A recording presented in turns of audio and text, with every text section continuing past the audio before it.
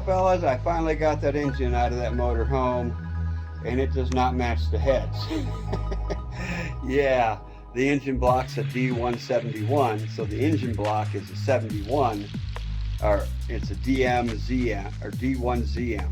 The Z, or if it's an X, either one, stands for high performance, and the M means it's a Mexican block.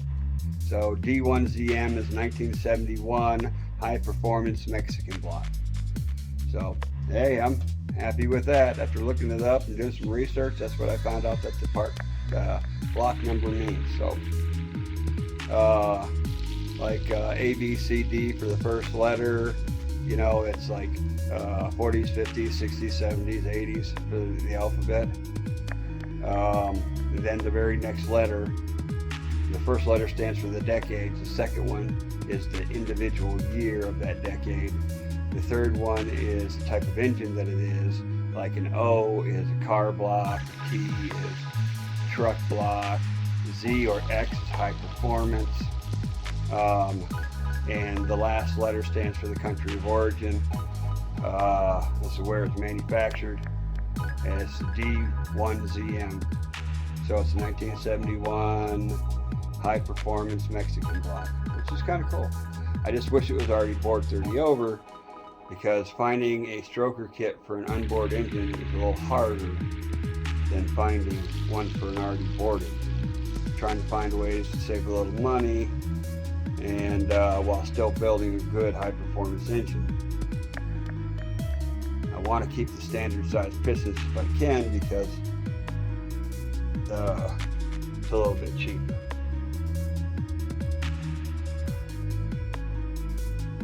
But the pistons come with the stroker kit, so it doesn't matter. So does the rods. It's completely full. It comes with pistons, rods, bearings, harmonic balancer, flex plate, all of it. The whole bottom end, crank, all of it. But it costs $1,000, or depending on where you go. Like the cheapest 347 one I found right now is like $1,300 and some change, which is a little bit on the expensive side. But anyways, I'm put this around through the block. It's really nasty right now, just FYI. But it's gonna get power washed and then sandblasted, and then painted. But I still gotta take like, well, I still gotta take the power steering pump off, the fuel pump off, the water pump off, and the oil pan and timing cover. The oil pan's kind of weird. That's just a dipstick hole right there, because the dipstick just came right out. It was glued in or some crap, siliconed in. But the pan shape is just odd. It's rearsome, but really, oh, I guess I was looking at it just too close. It's got a really deep front. So it's like some kind of truck oil pan, but it's not like a regular one. Let me show you the other side. It's weird. It's got a cave into it.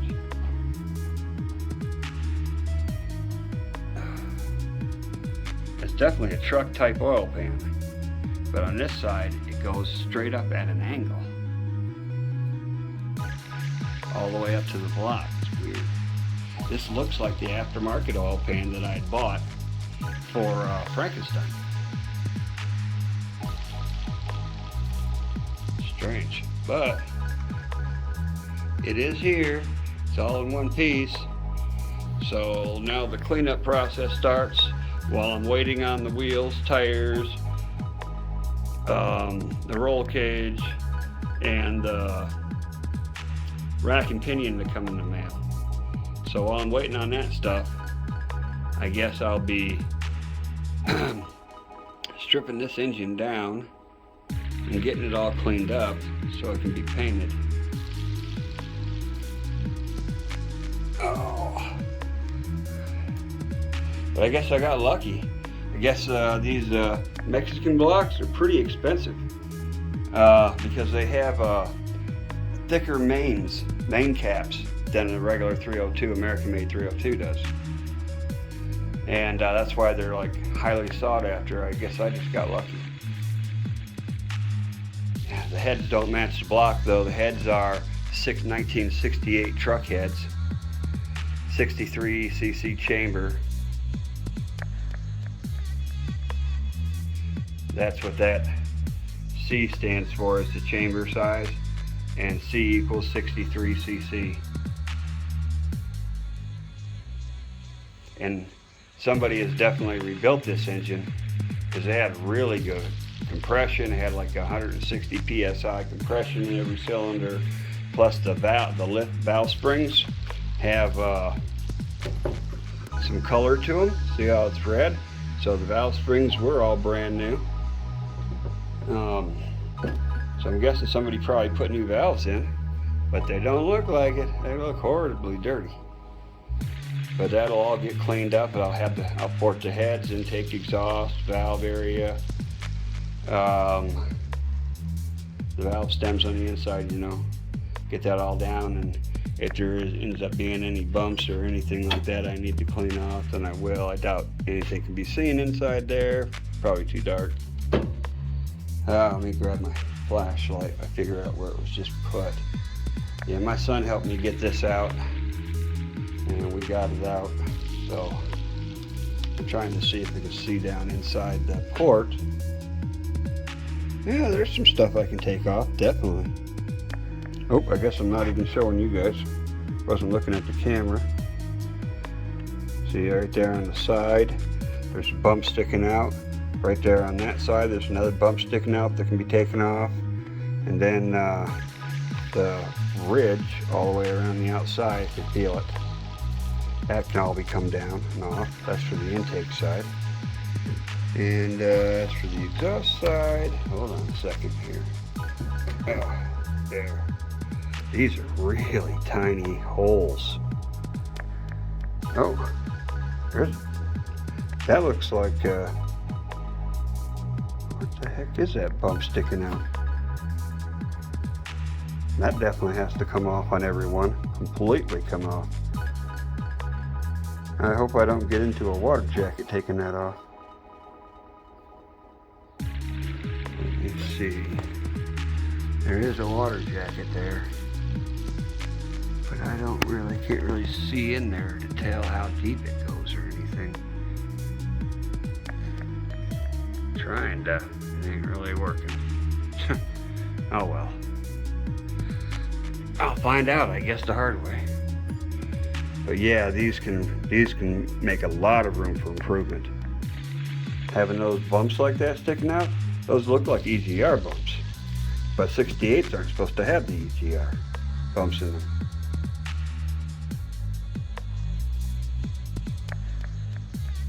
Man, that's all rusty. Even the valve is rusted. Looks pretty corroded. I'll have to see what they look like once I clean them up. May have to switch valves too.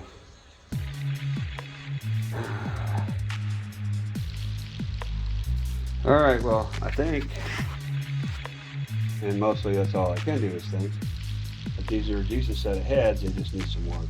So, that's where we're at, boys and girls. Yeah, that was really stupid, wasn't it? Oh well, shit happens. It is what it is. Alright, anyways, I think I'm done for right now. Later. Alright fellas, the engine is completely stripped down.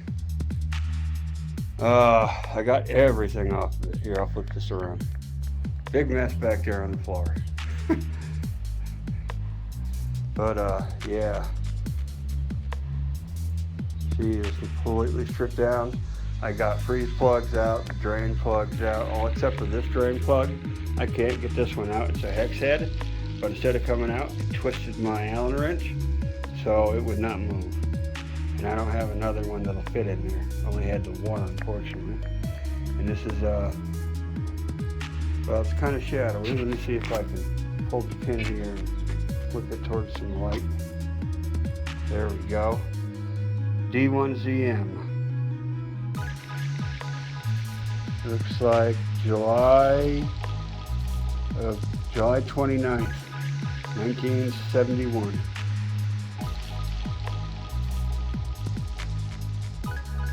And I'm guessing anyways.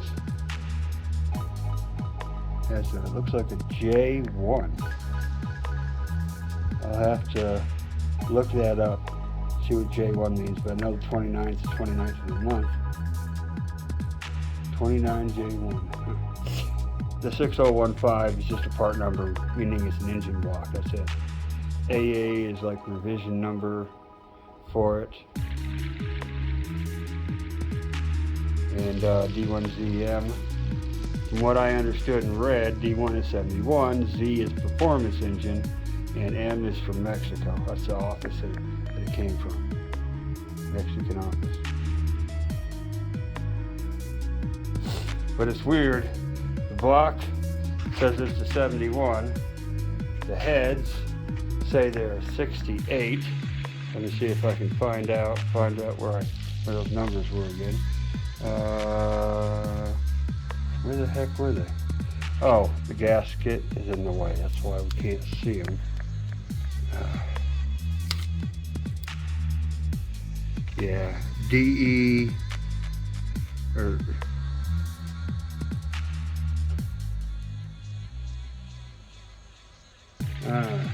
something. That looks like a 9 on that one. That's weird.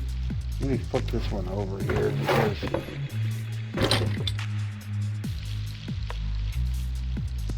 it does look like a 9.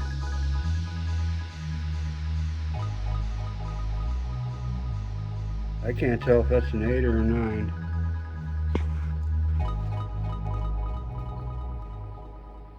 I think that's a C. C9 or C8TE. I think that's an 8. I think that's C8TE. C as in cat, 8 as in number 8, T as in truck, E as in engine, or whatever the heck E stands for. C8TE.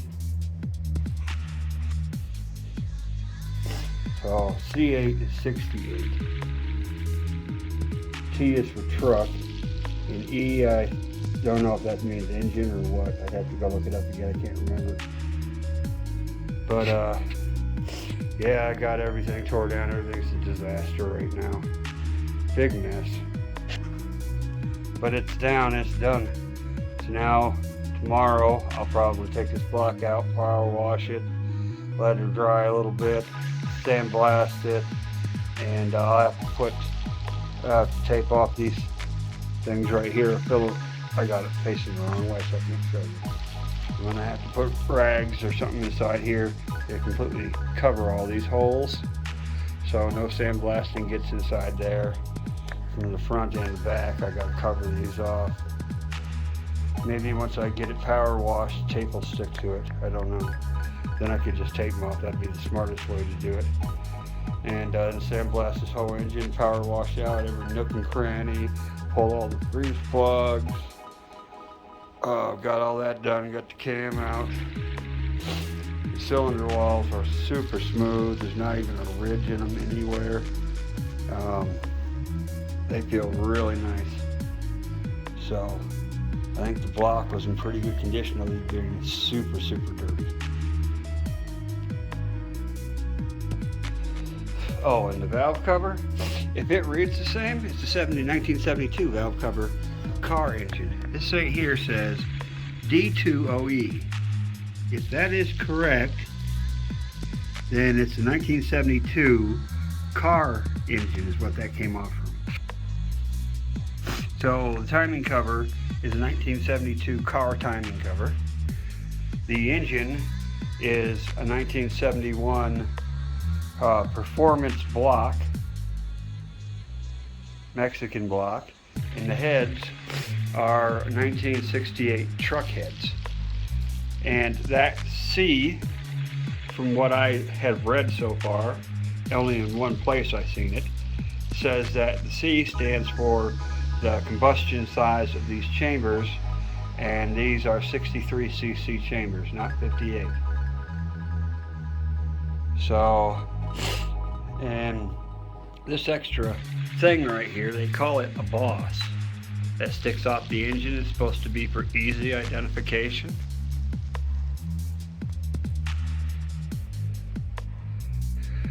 That's how you tell if it's the Mexican block or a Boss block, I guess.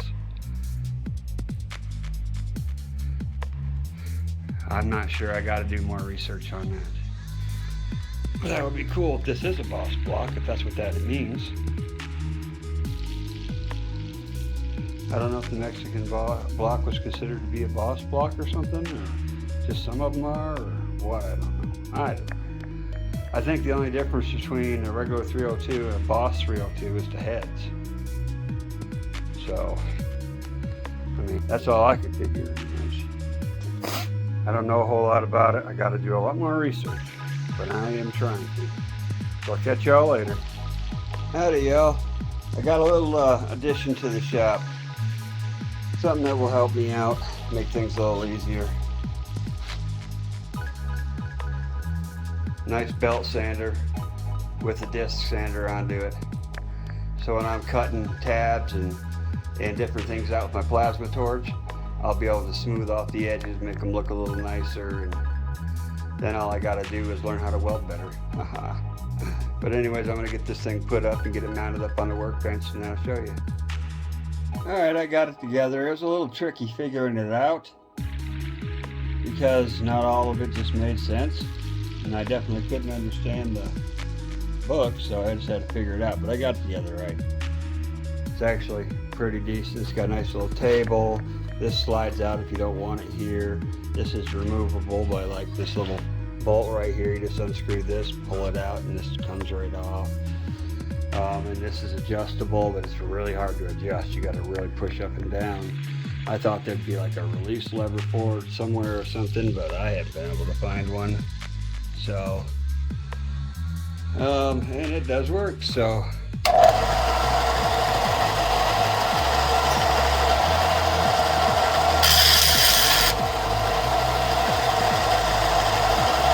It works.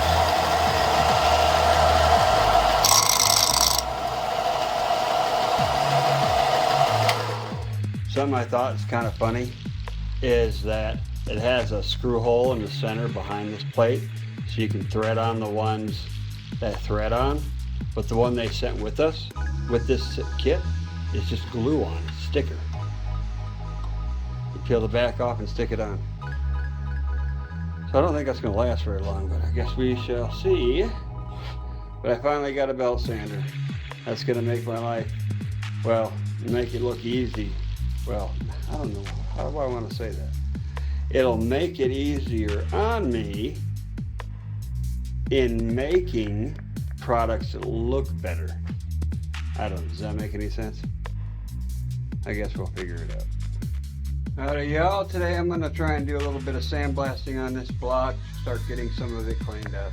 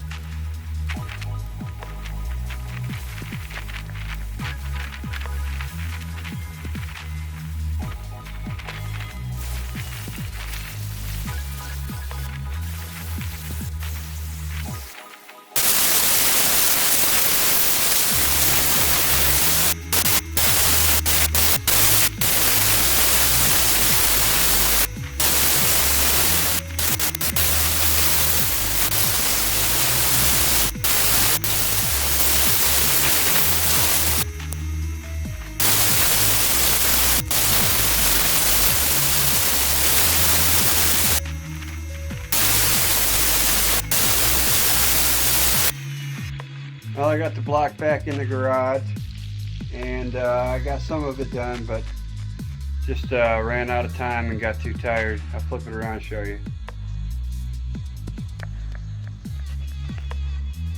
See, it is not done yet, but it was a good start. I didn't really get anything done on the bottom. You know, a little bit on the sides. The only thing I did on the bottom was so far was just scrape the gasket. So it's still got a ways to go. You know, a couple more hours of sandblasting, and then getting it completely power washed out inside and out, every piece of it, and every little nook and cranny and hole, and then letting it dry, spraying it down with some brake cleaner or something probably, and then getting the block painted. And that's where we're at for now, guys. Y'all have a good one. Till the next video.